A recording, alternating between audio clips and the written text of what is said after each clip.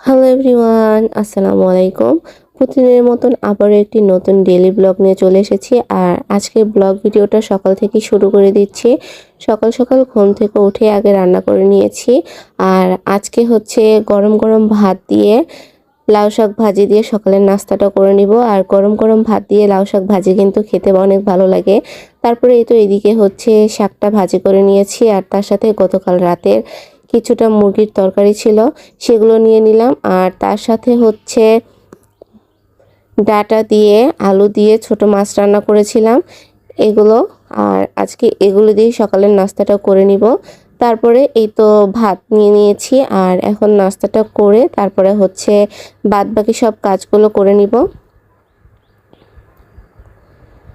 নাস্তা করার পর কিছুটা কাপড় ভিজিয়েছিলাম, তারপরে এই কাপড়গুলোকে ধুয়ে তারপরে রোদে